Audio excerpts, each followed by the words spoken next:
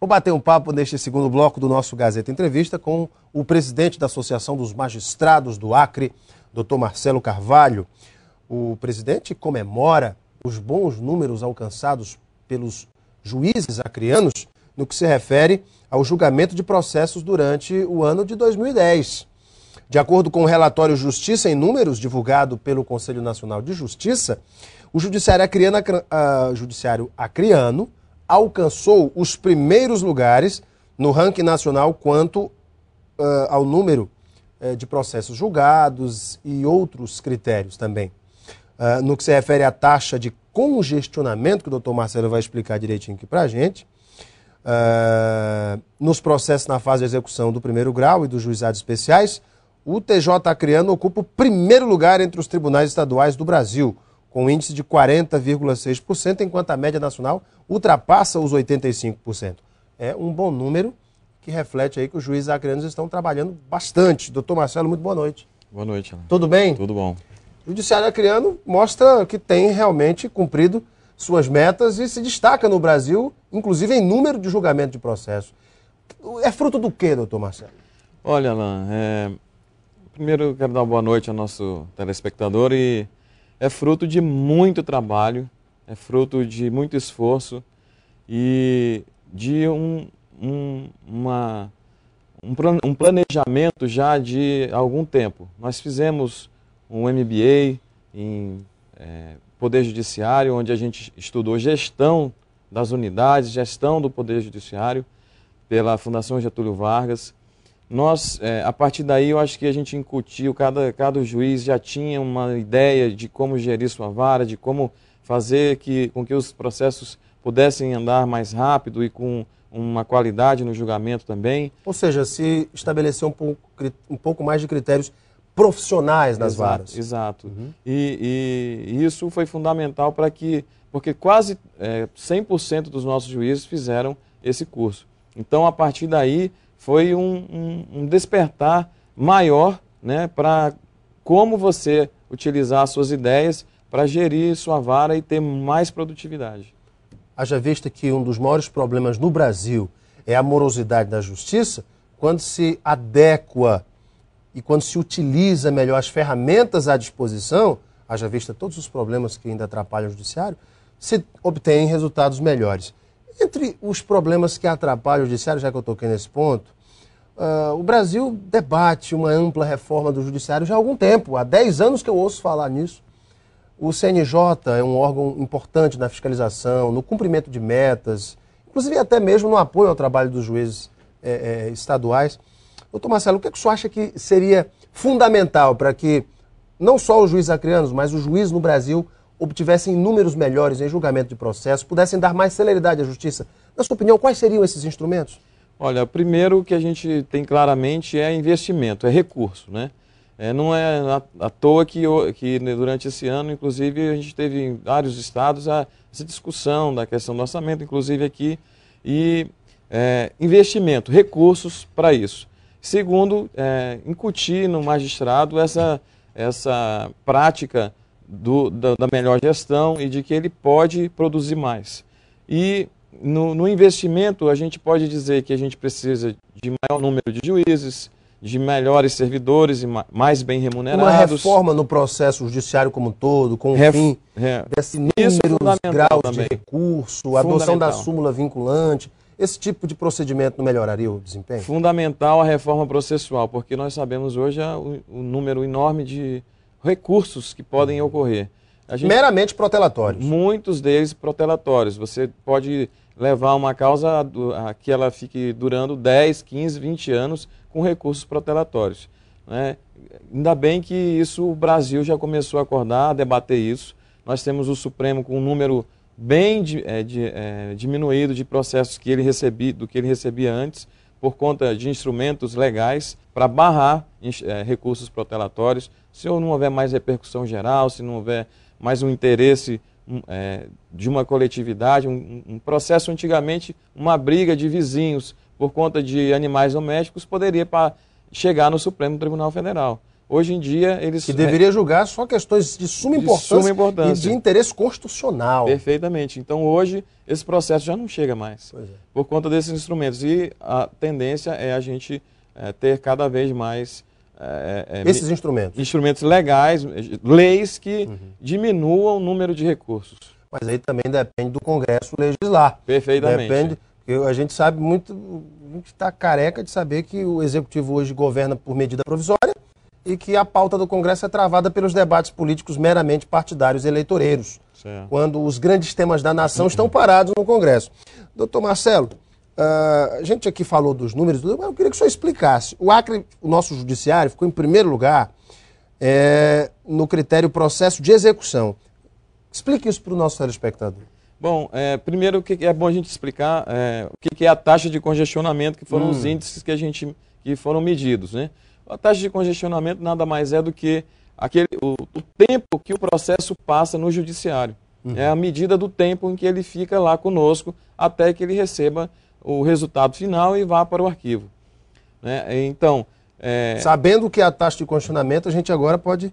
Exato. Processo de execução. O processo de execução. O que é o processo de execução? É aquele onde o cidadão tem um título executivo e ele vai pedir que o juiz determine, obrigue a outra parte, a parte obrigada, a cumprir uma determinada coisa. Por exemplo, a pessoa tem um título de crédito, onde alguém diz que deve 10 mil reais para outra pessoa. Então o credor vai lá pedir que o juiz determine o pagamento. Então essa é uma fase já mais rápida, em tese.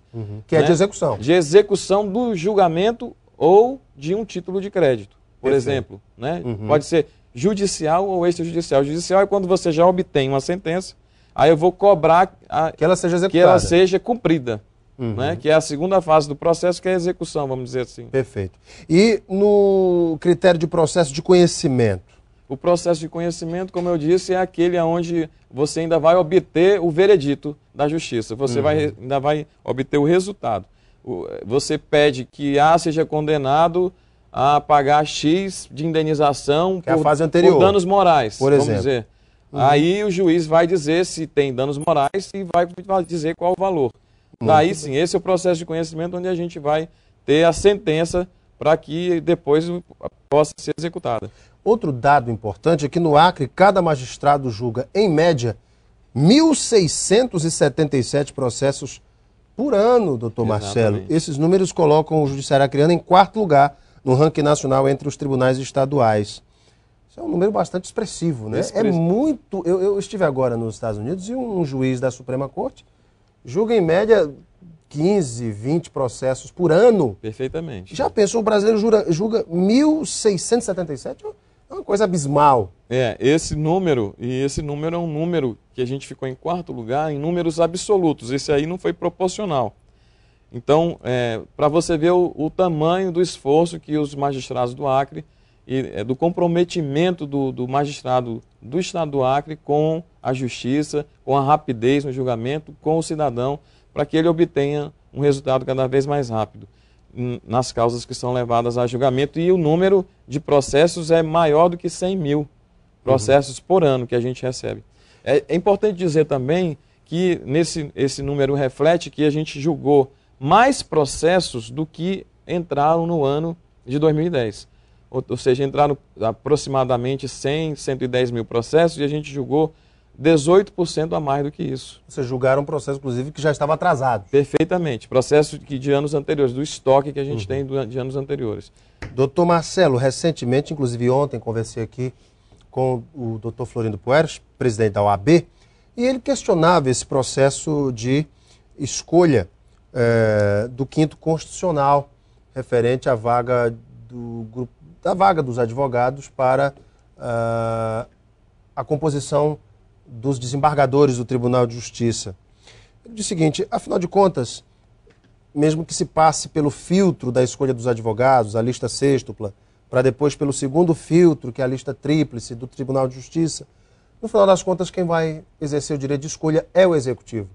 O senhor concorda com ele quando ele defende a tese de que as próprias classes deveriam escolher no âmbito fechado dos advogados, por exemplo, o seu representante? Alan, eu penso o seguinte, a regra está sendo cumprida, a lei.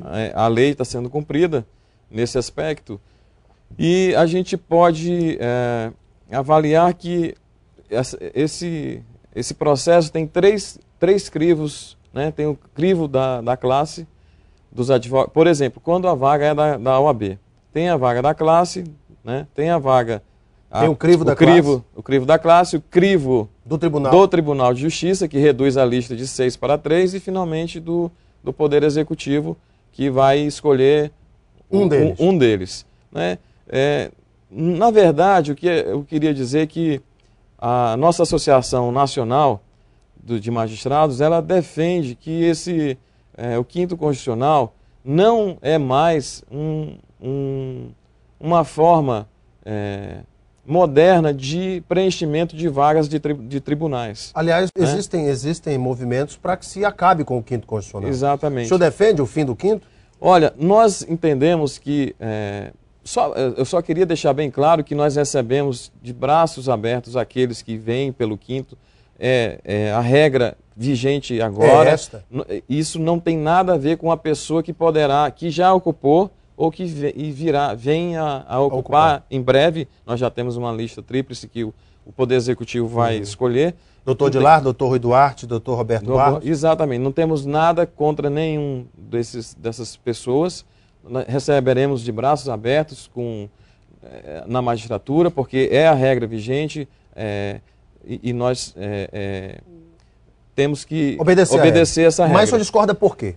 Discordamos porque nós entendemos que atualmente nós temos hoje uma OAB forte, como nós podemos presenciar no Brasil inteiro. No Brasil inteiro.